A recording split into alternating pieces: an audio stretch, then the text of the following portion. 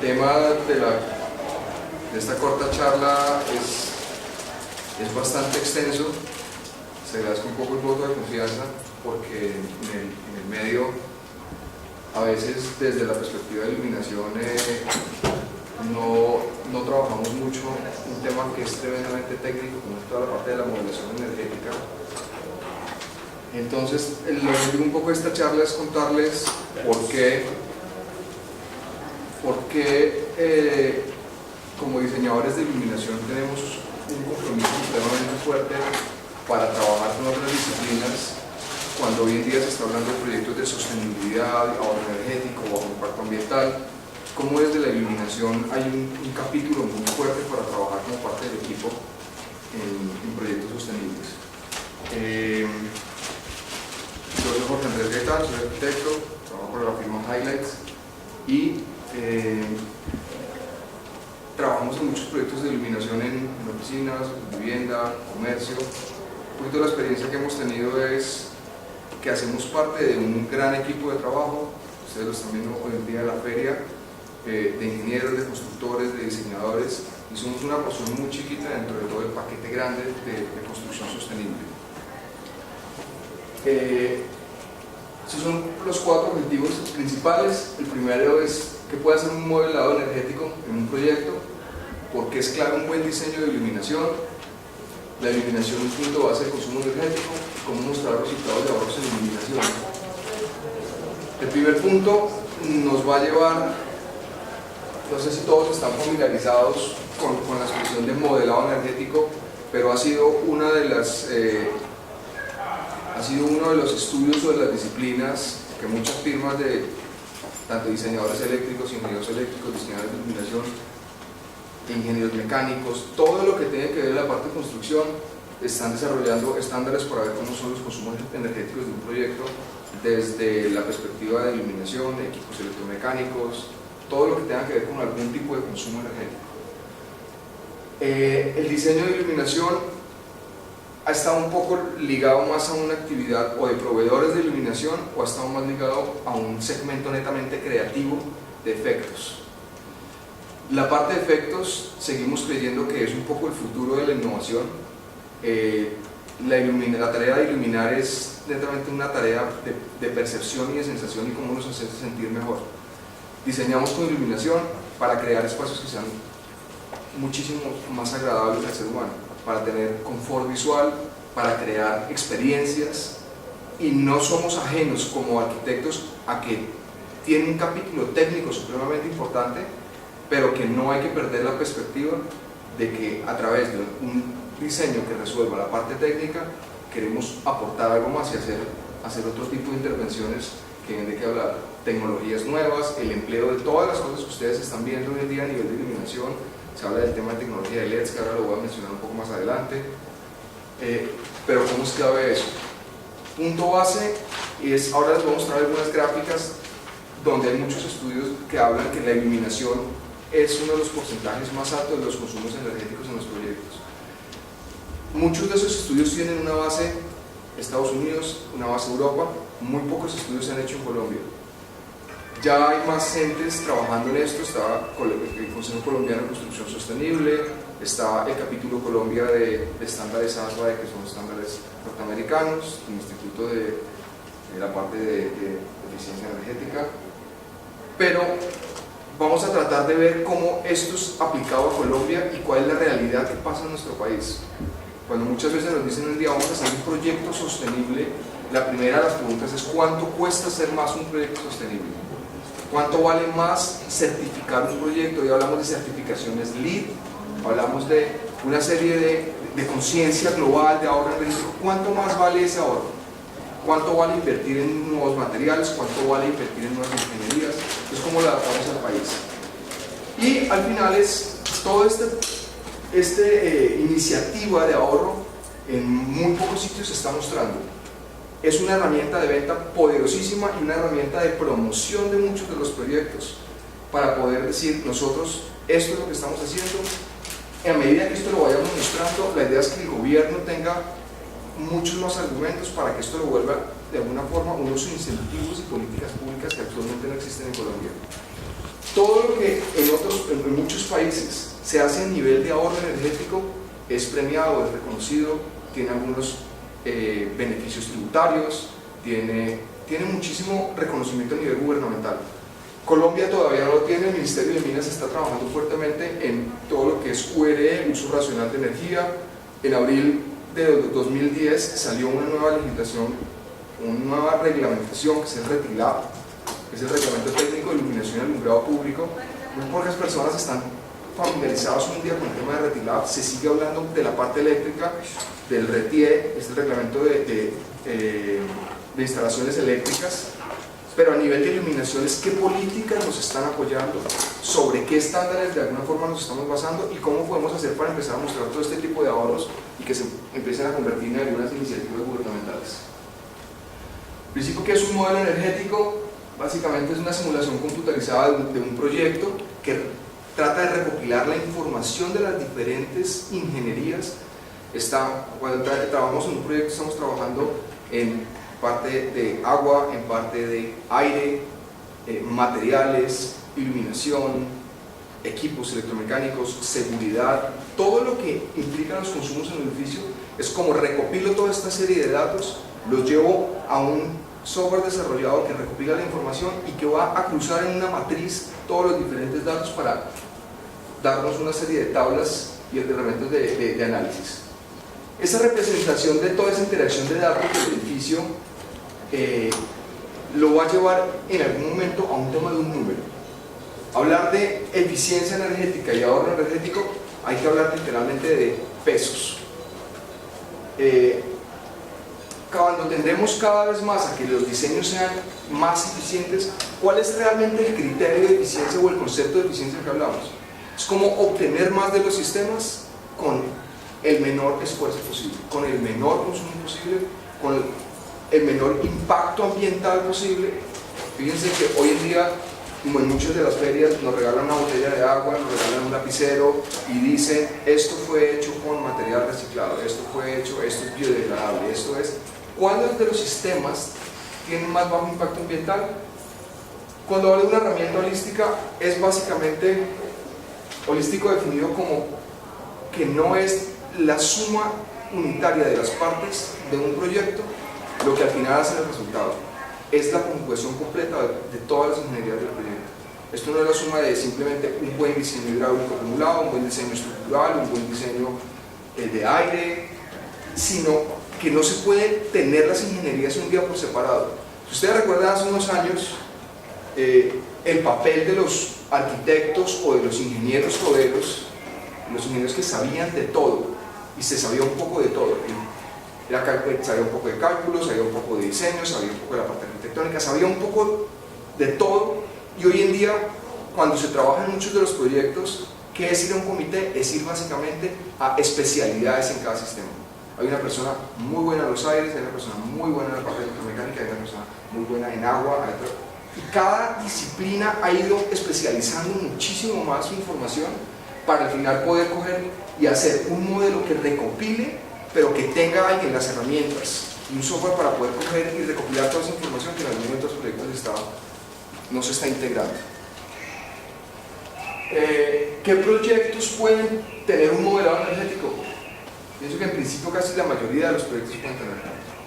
Hay proyectos, cuando les mencionaba el tema del RETILAB, hay dos palabras claves que ellos lo llaman valor de eficiencia energética de las instalaciones.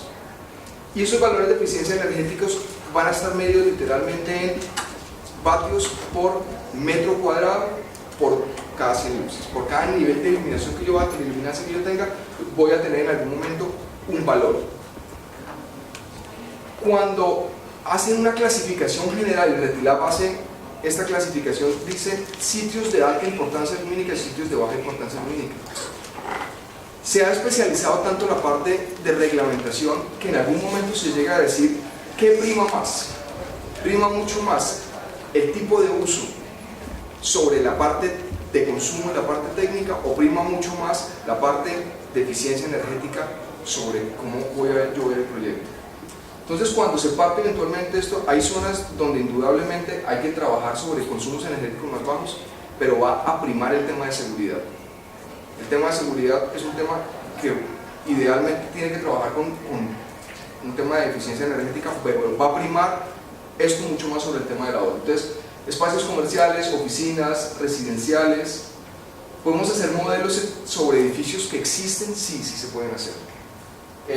Es mucho más compleja la recopilación de información. Ahora que les menciono un poco cuáles son los diferentes software que hoy en día trabajan en la parte de modelación, pedirle a todas las personas que dibujan sobre el mismo programa, que tienen las mismas tablas, y un edificio que ya ha sido entregado, la recopilación de la información va a ser mucho más compleja. Sin embargo, si existe algún tipo de información que durante el proceso constructivo que hayan recopilado se pueda trabajar, pues va a ser un proceso más largo, pero se puede hacer. Cuando hablo de construcciones nuevas, es tremendamente clave quienes están familiarizados un poco en la parte de proyectos de sostenibilidad, la parte LEED. Un proyecto LEED debe ser concebido desde el comienzo. Muchos proyectos que arrancan como proyectos estándares y a la mitad se ha vuelto una moda. Ya hace unos años hablábamos de proyectos inteligentes, y entonces todo era inteligente, el edificio era inteligente, las puertas, todo era inteligente. Ahora ya no hablamos de inteligente, ahora hablamos de sostenible.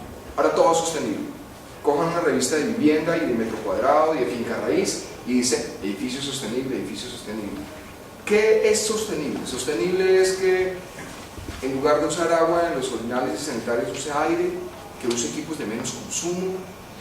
El concepto de sostenibilidad es mucho más complejo que simplemente el uso de equipos más eficientes. Es un concepto de trabajo y un criterio de diseño. Entonces, cuando hablamos de planear las actividades y de prever esto, va mucho más allá de procesos de certificación.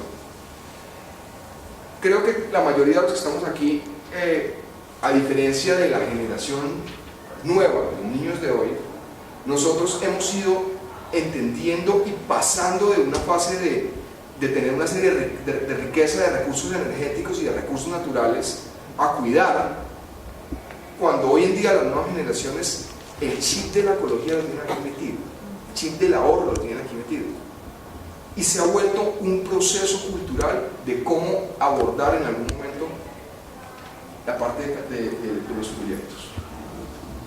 Diferentes programas para diferentes tipos de edificaciones, no hay duda. Es totalmente diferente diseñar un colegio, diseñar un hospital, diseñar una tienda de ropa, diseñar una vivienda. Y a veces los estándares de los que somos comercializadores de producto, pues nos van alejando cada vez más de entender realmente la operación y el funcionamiento de cada proyecto. Cuando yo hablo de un hotel, un hospital de 24 horas de operación, 365 días al año, cuando tengo que hablar desde dos perspectivas, que es inversión y operación, pues es cuando realmente muchos de los proyectos de sostenibilidad se caen. Porque para quien construye, en algún momento no es rentable aumentar sus costos de metro cuadrado de construcción, porque el objetivo ¿cuál va a ser? Poder construirlo al mejor margen posible y entregarlo. Eso ha ido cambiando, y tengo que decirles que cuando hemos hecho un poco esta charla con constructores, con dueños de empresas, es una herramienta también de promoción. Si mañana yo accedo a 3 o 4 diferentes proyectos en el mismo lugar, con la misma ubicación, con las mismas buenas condiciones, pues ¿qué escojo comprar yo como inversionista de finca raíz? Pues de pronto el que me dé más cosas adicionales. Este me da sistemas de seguridad, este me da sistemas de detección de incendios, este me da escaleras presurizadas, este me da menos consumo, este me da una cuota de administración más baja. Entonces, cuando uno logra hacer un proyecto bajo esas condiciones, yo como constructor eventualmente puedo salir a promocionar mi proyecto de una mejor forma y decir mi proyecto es mejor. Mi proyecto logramos sacar un metro cuadrado racional que tiene eventualmente muchas más herramientas que un proyecto estándar. Entonces, ese tipo de cosas es importante verlas, porque el operador muchas veces es quien va a entrar a ganar el tema de los consumos energéticos que yo puedo ahorrar. Yo entrego el edificio en construcción en 2 años, pero quien lo entra a operar es realmente la persona que va a estar beneficiada de todos los sistemas que se implementaron en el edificio. Cuando el constructor se convierte luego en el mismo operador, pues ojalá ese es el sueño ideal, y es porque tengo cómo combinar. Tengo cómo combinar todos los costos desde la fase de construcción hasta los retornos de inversión de un proyecto. Es decir, usted invierte tanto, pero va a retornar la inversión en X tiempo. Por eso es muy importante que todos los diferentes tipos de edificios van a tener un diseño diferente. ¿Qué pasa y cómo está enfocado a nivel de medio ambiente? Esto es claramente un tema de reducción de consumos de recursos naturales. Cuando hablamos de las edificaciones, representan el 39% de la energía mundial, 40% de la materia prima del mundo y 12% del consumo de agua potable. Los consumos energéticos son tremendamente altos. Entonces, ¿qué estamos haciendo hoy en día? Desarrollando sistemas de paneles fotovoltaicos, aprovechamiento de luz solar. Pero si vamos un poco más atrás, más a lo básico, ¿qué nos vamos a encontrar? Nos vamos a encontrar con que a nivel de iluminación, es un poco el tema de nuestra charla, la mejor iluminación y la más barata es la luz diurna. Sin duda alguna, el hombre que ha tratado de hacer a través de toda su existencia, manipular o tratar de replicar la luz diurna. Y ahí aparece todo el uso de lo que es la iluminación artificial. Entonces, ¿cuánto de esa iluminación natural hoy en día estamos aprovechando? Muy poco. ¿Cuántos diseñadores de iluminación tienen en sus equipos de trabajo? Como constructores, como ingenieros, como diseñadores, como cada una de las profesiones de ustedes. ¿Cuántos tienen diciéndoles, miren, el mejor aprovechamiento de los días se hace de esta forma, posicionamiento de los edificios, el edificio hay que girarlo, hay que rotarlo, la ventanería hay que hacerla 25 centímetros más alta, el trabajo de materiales, reflectancias, absorción, vidrios, películas? Simplemente se ha vuelto una feria de mercado de producto donde yo escojo el mejor soda screen o escojo la cortina motorizada o se me vuelve la suma de los productos, pero no un proyecto concebido desde la fase de mitigar el impacto y de mitigar el uso de iluminación artificial.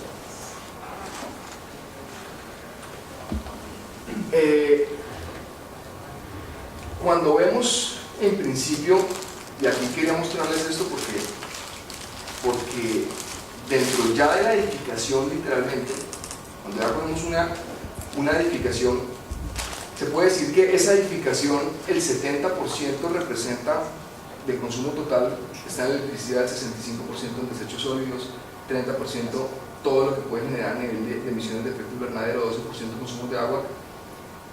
Yo quisiera que estas estadísticas ojalá las pudiéramos tener de Entes Colombia. ¿Por qué? Primero, es totalmente diferente estas estadísticas en el trópico, donde no tenemos estaciones. Es diferente hacer estos modelos para climas como Medellín o como Bogotá, o para climas extremos como la costa, o para zonas con grados de humedad tremendamente altos. Cuando hacemos esta clasificación, tendríamos que obligatoriamente irnos a tratar de entender de dónde están cogidas estas guías de diseño energético. Entonces se van a encontrar algo que es este sello que hoy en día lo empezamos a ver en todos los lados, que es el sello USGBC, que es el Consejo de Edificios Verdes de los Estados Unidos, que tuvieron una iniciativa tremendamente buena de coger firmas importantes en el sector y hacer un consejo que estuviera pensando en el tema de medio ambiente y sostenibilidad y sacar unas políticas para regular y unas guías para tratar de estandarizar. Poco la palabra de esto se llama cómo estandarizamos el consumo energético, cómo lo minimizamos, pero cómo hacemos para que estas guías puedan ser estandarizables a nivel mundial. Entonces, acá, ¿qué debería aparecer? Por aquí debería aparecer otra cosa que dice ASRA de Capítulo Colombia, Consejo Colombiano de Construcción Sostenible. ¿Cuántos de nuestras entidades están metiéndose acá? Y en esto hay que ser supremamente críticos a la hora de participar en este tipo de eventos, porque es Consejo Colombiano de Construcción Sostenible, ¿qué está pasando? ¿Qué está haciendo? ¿Qué está haciendo Ministerio de Minas? Porque cuando se implementan muchas de estas políticas o muchas de estas guías para el diseño o la modelación energética, tiene que ser algo mucho más allá del negocio. de convertirme en el ente que en lugar de tener que llevar todos los proyectos, pagar un commission y hacer una serie de cosas para que lo avalen en Estados Unidos, ahora yo me vuelvo el ente certificador en Colombia. Entonces ahora se vuelve un negocio en Colombia. Y ahora la moda es todos los edificios los vamos a sacar certificados y ahora todos van a ser LEED y ahora todos van a querer ser LEED oro o platino o los estándares más altos porque va a ser una herramienta de venta. Yo pienso que hay que ir mucho más allá de eso y tratar de pensar en cómo lo que nos den y lo que gubernamentalmente nos den pueda adaptarse un poco y colombianizarse, porque hay que ver cuáles son los recursos y las cosas con las que contamos en nuestro país. Esta es una de las palabras que vamos a estar tocando todo el tiempo y que hoy en día vemos a lo largo de muchos de los proyectos, y es realmente qué es eficiencia energética. Esta definición, dentro de muchas, creo que se acerca bastante a lo que hoy en día se está haciendo, y es conjunto de acciones que permiten optimizar la relación entre la cantidad de energía consumida, productos y servicios finales obtenidos. Ni inversiones a nivel tecnológico, gestión y hábitos culturales. Comprar equipos o comprar insumos que en algún momento puedan generar ciertos tipos de ahorro, puedan repercutir en retornos de inversión, en disminuir los costos de construcción, los costos de operación, los costos de mantenimiento de los proyectos, pues es todo un poco parte de las políticas que el gobierno está tratando de hacer o que diferentes entes están tratando de hacer a nivel mundial. ¿Para qué se hace el modelo energético? El modelo energético en principio va, como les comentaba al comienzo, a integrar todas las variables del edificio, va a tratar de optimizarla, y hay unas líneas bases. La primera pregunta es: ¿quién se inventó las líneas bases? Cuando se habla de iluminación, el tema de eficiencia de iluminación se mide de diferentes formas. Una de las formas de medir eficiencia en una luminaria se hablaría para explicarlo de una forma sencilla, se hablaría de cantidad de lúmenes por vatio, cantidad de luz que sale de una luminaria con el mínimo del consumo. Cuando ahora hablo de eficiencia en iluminación, en una edificación, voy a hablar ya de vatios por metro cuadrado. Entonces uno coge esta área y va a decir: esta área tiene 6 luminarias, ¿cuántos vatios de consumo total? ¿En qué área está representado? Y se fija una base. Esa base, las entidades que les mencionaba han venido trabajando en esto fuertemente y ya han fijado unos lineamientos y unos estándares. Y van a decir: un proyecto de oficinas que esté pensando en sostenibilidad puede estar hablando de 10.8 vatios por metro cuadrado. Y uno diría: ¿cuáles son los estándares con los que diseñamos acá? Yo les digo que hasta hace más de 3 años podríamos estar fácilmente hablando de 30-35 vatios metro cuadrado en oficina. Esto hay que cogerlo y evaluarlo muy bien, no se puede generalizar. El trabajo en una oficina es diferente, circulación es diferente, pero producción también es diferente. Totalmente, producción es diferente, laboratorio es diferente, plantas es diferente.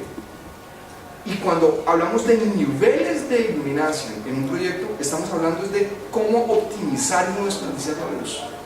Muchos proyectos y a nivel de compras de muchos de los proyectos, la resultante es cómo cogemos y compramos la luminaria más económica que me consiga dentro del pliego de licitación, porque esa es la que hay que escoger.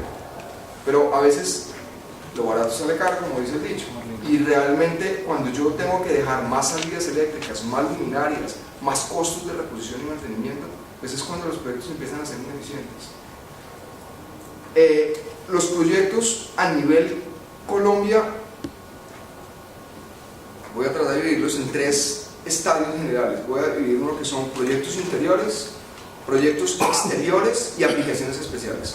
¿Qué son aplicaciones especiales? Industria minera, gasoductos, petroleras, o sea, todo lo que son proyectos especiales.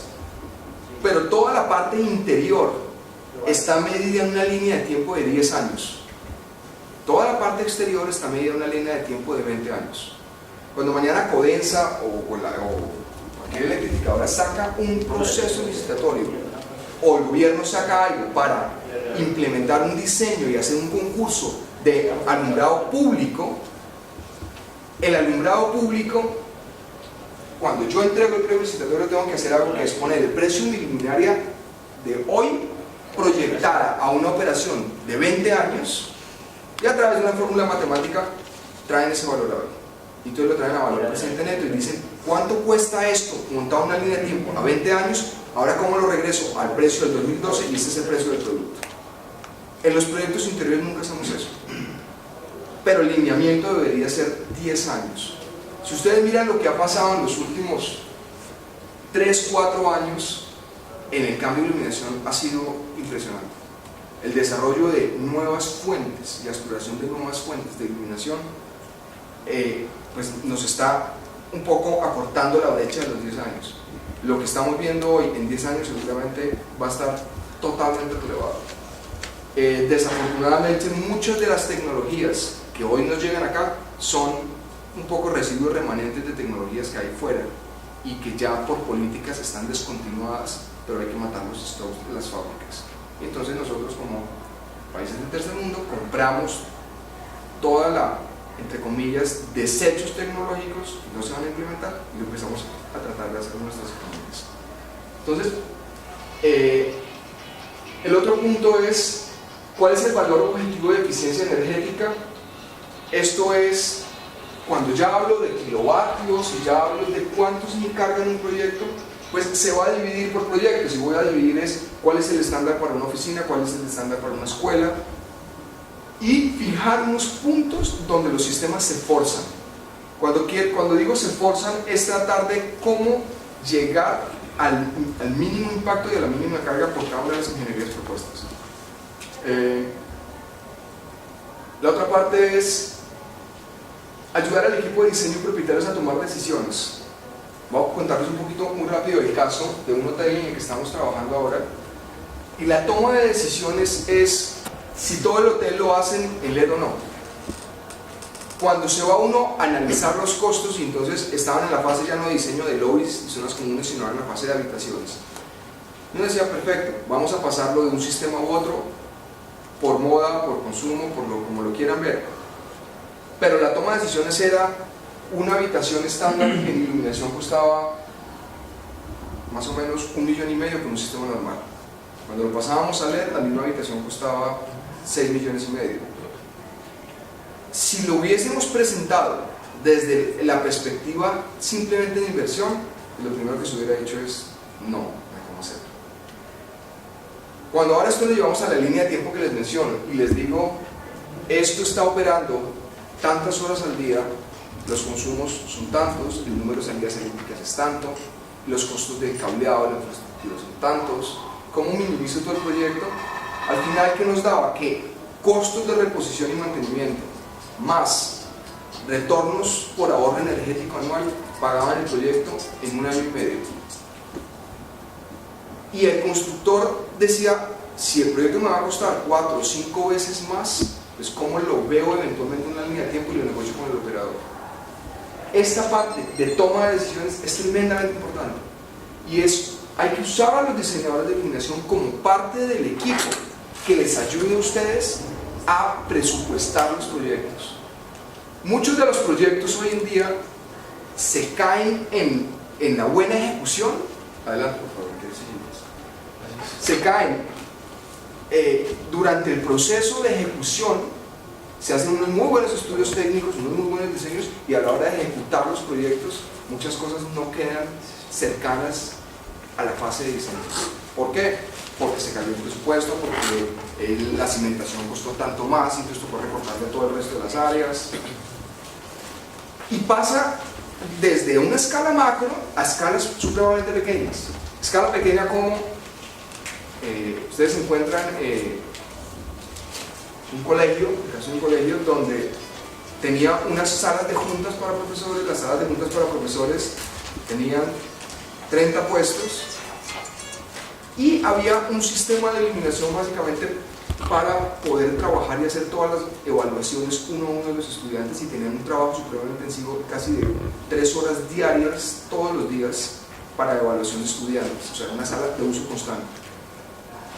cuando se proponía el sistema de iluminación o el sistema de control para darle confort a la gente que iba a estar tomando decisiones y trabajando.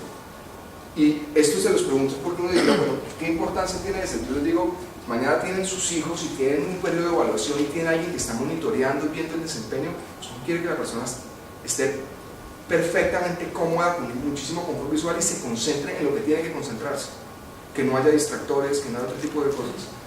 ¿Qué pasaba en esta sala? Cada una de las sillas era una silla Herman Miller de Herman Miller de $1.700. Eran 30 sillas. Sin embargo, en la parte, en el presupuesto de iluminación, no se podía invertir más de 5 millones de pesos en la sala. Iluminación y control. ¿Valía la pena? ¿No valía la pena? Un poco la pregunta esta es, ¿a dónde estamos invirtiendo más? ¿Invertimos más en acabados? ¿Invertimos más en muy buenos tapetes, en muy buenos pisos, en muy buenos acabados? Y se nos está olvidando un poco qué está detrás, cuál es el backbone de los sistemas para poder saber dónde son las decisiones álgidas y dónde son los presupuestos. ¿Cómo entramos los diseñadores de iluminación acá? Ustedes deben poder usarnos a nosotros y decirnos cuánto va a costar el proyecto desde la fase de presupuestación. Y yo les digo que la iluminación tradicionalmente, Europa y Estados Unidos trabajan con unos índices que son entre el 10 y el 12% del costo directo de obra. En Colombia a veces no llegamos al 1%. No pretendemos llegar ni mucho menos al 10%. Creo que los proyectos que hemos podido desarrollar con un mejor margen, un poco más holgado, han estado entre el 5 y el 6%. Cojan los números, hagan esto en un metro cuadrado. Todos sabemos comparar un metro cuadrado más o menos. Mañana ustedes van a comparar una vivienda y ustedes les dicen 5 millones de pesos metro cuadrado y ustedes dicen, ¿puedo? No puedo. Y van a saber en qué zona eventualmente está ubicada. Y les voy a decir, está en el poblado y cuesta 8 millones de pesos metro cuadrado y ustedes van a decir, bueno, eso ya es un metro cuadrado alto. Yo no puedo acceder a eso. Voy a hablar de un apartamento de 200 metros cuadrados, estamos hablando de 1.600 millones de pesos. Y ustedes van teniendo en su cabeza constantemente eso, costos de metro cuadrado de alfombra, metro cuadrado de piso de madera. O sea, a todo lo que estamos expuestos hoy en día es un tema de metro cuadrado, metro cuadrado, metro cuadrado, y así tratamos de dimensionar muchos de los proyectos. Sabemos y tenemos una serie de guías donde yo puedo decir mañana metro cuadrado de piso de madera a 65.000 en madera zapán, pues es una ganga. Y entonces uno va teniendo todo eso. Ahora, ¿cuánto es esto en iluminación? Hay un metro cuadrado de iluminación. ¿Cuánto puede ser la guía para un proyecto de oficina, para un proyecto industrial?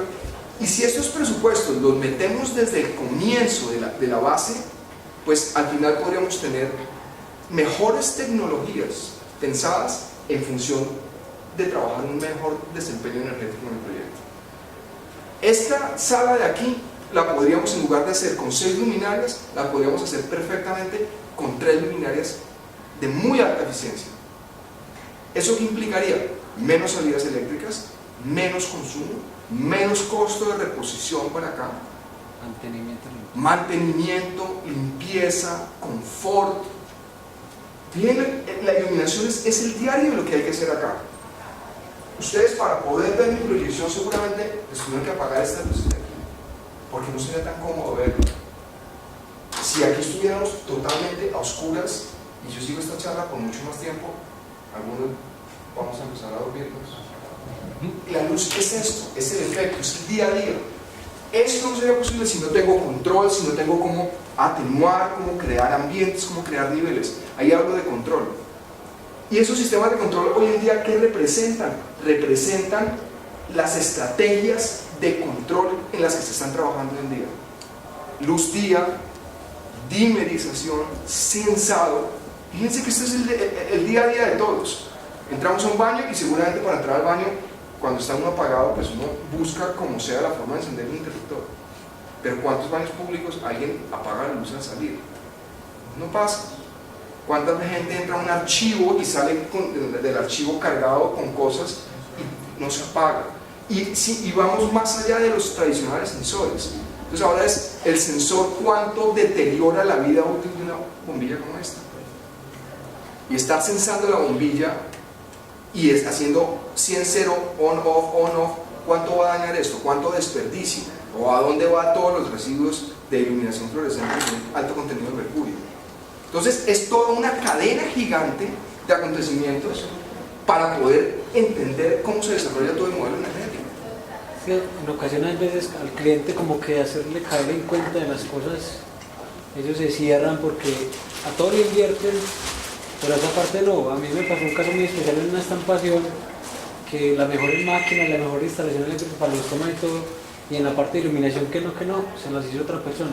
Pasaron 5 entonadores para la parte de la plasticina y la tinta, y ninguno les servía, y cuando al fin me llamaron, llego yo y resulta que tenía una lámpara de esas 2x96, con un balasto que tenía como 7 años. Entonces, los mejores entonadores que pasaron, ninguno. Yo dije, pero ustedes por fin puse una lámpara como adecuada. Yo le dije, llamen a cada uno de los entonadores que echaron y háganles pruebas y verán que la culpa no es del entrenador, sino de ustedes. ¿Cómo iba a quedar bien una estampación con la iluminación bien? Y créeme que pasa muchísimo en el diario. Cuando vamos a mercar, lo que nosotros compramos es un tema de percepción visual. Y mira, una cosita que un día yo dije en una capacitación como en el 2007 de iluminación. A las mujeres las critican mucho porque se compran una blusa y cuando llegan a la fiesta o a la casa ya no les gusta el vestido. Pero es que vaya a ver la belleza de iluminación que hay en el almacén, donde usted la ropa la ve descolorida completamente. Muy importante ese punto. Eso está pasando, pasa en locales comerciales, usted mencionó ropa, pasa en los supermercados. Hasta la carne. Muchísimo pasa cuando ustedes van a escoger un pescado o una carne que no se ve fresca. Muchas veces no es el problema del producto, es el problema de cómo está iluminada, cómo está exhibido. Entonces, sí hay muchas más cosas más allá del mínimo consumo de la fuente o la luminaria más económica, entre comillas, porque realmente es hablar de estrategias costo eficientes. La otra parte del modelo energético es que es la base de muchos de los códigos. Uno dice, bueno, cuando hablamos de aire acondicionado, de manejo de agua, de calidad de aire interior, de iluminación, de energía de atmósfera, ¿cómo parte de estos códigos que están un poco recopilando todas las diferentes líneas y las diferentes ingenierías, pues están creando una serie de estándares y están poniendo a interactuar las disciplinas? Ahorita en un par de diapositivas más, alguien diría, bueno, ¿qué tiene que ver la iluminación y el aire acondicionado? Y va a pasar, van a ver los impactos tan fuertes que tienen en una ingeniería controlada. Qué pena, pues, como volver a meter la cucharada. No. Me pasó también en un almacén que el señor contrató la iluminación con otra persona y resulta que iluminó con luz de ambiente. Yo había por lo menos 50 dicroicos en el local. El aire acondicionado que tenía no servía y instaló otro más fuerte. Tampoco daba el paso porque el calor era tan impresionante que el aire era todo full y no alcanzaba a hacer nada. Y el consumo pues lo tenía súper disparado. Bueno, porque es que calentando el almacén como si fuera pues un horno. Muy cierto. Cuando hablábamos del tema ahora de cómo colombianizar y cómo tratar de tener esos estándares, pues uno debería poder coger y decir cómo se van a dividir estos códigos en las diferentes regiones climatológicas de Colombia. Es totalmente diferente hacer un sistema planeado para un sitio donde hay aire acondicionado, donde no lo hay, donde condiciones extremas de temperatura o operación de los equipos, condiciones de trabajo diferentes. Y les mostraba ahora los valores en el tema de consumos de una edificación. ¿Qué pasa? Estos consumos van a variar según donde yo esté ubicado. Si hablo de Bogotá, perfectamente puedo decir la iluminación es el ítem más alto dentro del consumo energético de la edificación. Pero si ahora eventualmente voy a Medellín o voy a Barranquilla, la iluminación deja de ser el ítem de más alto consumo y empieza a ser el aire acondicionado. Y si ahora me muevo a un sitio de estaciones, ¿qué voy a tener? La calefacción. Entonces empieza a migrar y por eso hay que entender un poco la parte de las legislaciones también dependiendo de las diferentes zonas. ¿Qué han hecho en otros sitios? Estados Unidos divide esto por zonas. Y ellos cogen cada una de las diferentes zonas y tienen un código para cada área. Es diferente trabajar en la zona de la Florida a trabajar en la zona norte. Totalmente diferente. Eso mismo es parte de lo que se está haciendo aquí. En la parte de ASRA que les voy a mencionar ahora, y hablábamos al comienzo, ya tiene un capítulo Colombia. Y el capítulo Colombia tiene un objetivo principal y es que a 2 años debe existir toda la recopilación digital para crear modelos de clima que yo pueda trabajar desde la red y bajar la información para crear los diferentes modelos energéticos. ¿Eso qué es? Todos hoy en día vemos en el teléfono, en el iPhone, en cualquier Android que tengan, acceden a Google, en Google se van a Google Earth y pueden ver su casa y pueden ver el tráfico, y incluso ahora tienen un GPS para localización, tienen diferentes herramientas para poder ver eso. Eso lo ha ido mejorando, han ido mejorando toda la parte de información de mapas digitales. Cuando yo elaboro un modelo energético, es clave el tema de posición solar, tremendamente clave. Entonces ahora ya no hablamos solamente de luz artificial, sino de iluminación día. Y como les mencionaba, todo ese capítulo de iluminación día, pues, ¿de dónde cojo los referentes? ¿Cómo sé mañana en el pronóstico eventualmente si tengo cielo soleado o no soleado, o cómo es la carta de posición solar de un área específica? Muchos de estos sistemas se están levantando en este momento para yo poder coger y bajar todas las variables a un sistema que recopila y hace la parte de cálculos.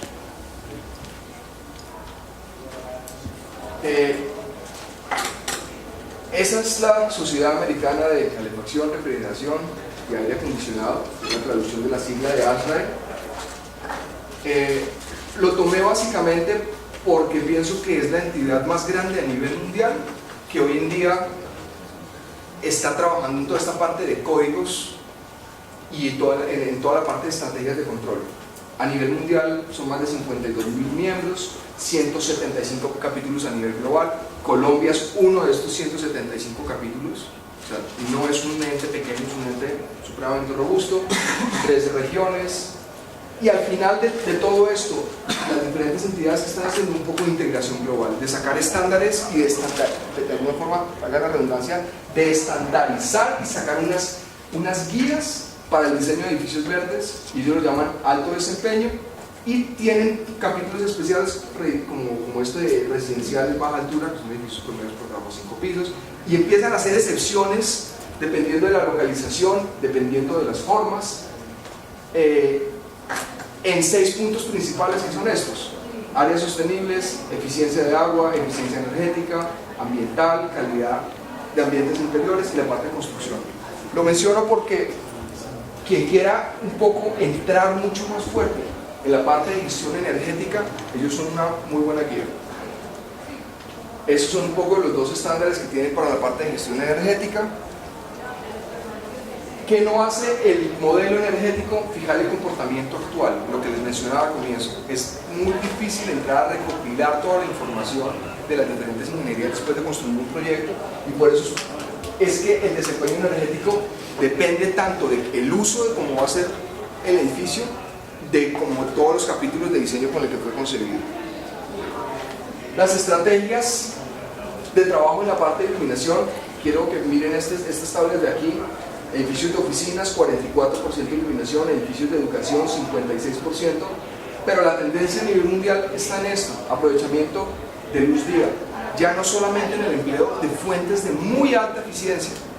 Cada vez hay que tender a exigirle más a los proveedores que ustedes tengan, a los diseñadores de iluminación, primero, que tengan estudios de iluminación que soporten de forma muy fuerte los diferentes proyectos, no simplemente cálculos y hojas de colores que hoy día nos están pasando muchos de los proyectos, que son aparentemente los estudios lumínicos y los cálculos que se están haciendo para los proyectos. Es mucho más allá de eso, es un tema de análisis de densidades, de cálculos por área, de diferentes alternativas, de altas eficiencias en las luminarias. Es llegar a un paquete mucho más robusto para trabajar y trabajar muy de la mano con la parte de luz día.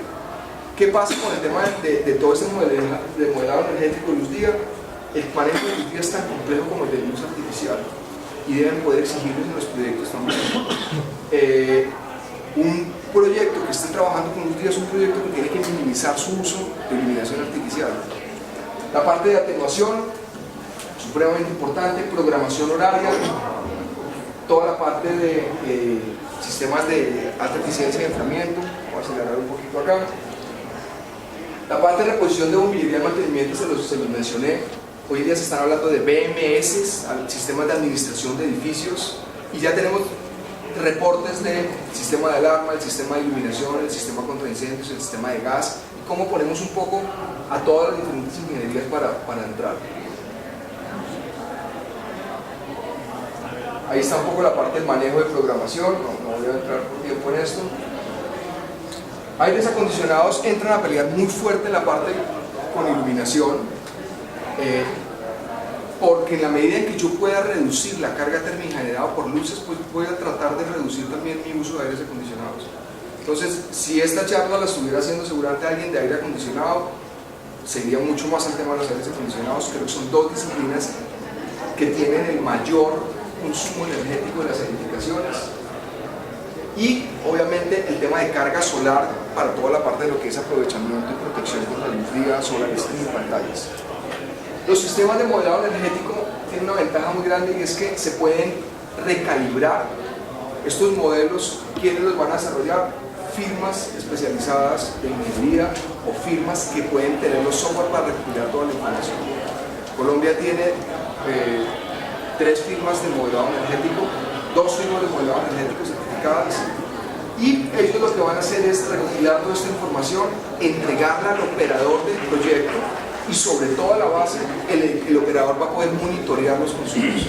Este mes tuvimos tanto consumo, como vamos a hacer para bajarlo del otro, y coger y reprogramar los sistemas, recalibrar los equipos, hacer una parte de retrofit y de actualización de equipos constante.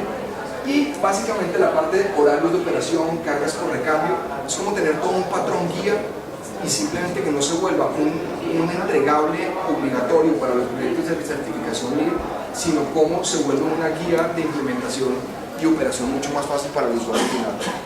¿Quiénes se van a beneficiar de esto? Propietarios, ocupantes, los prestadores de servicios, por supuesto, diseñadores en la parte de iluminación y de programación, arquitectos, porque vamos a poder hacer más cosas.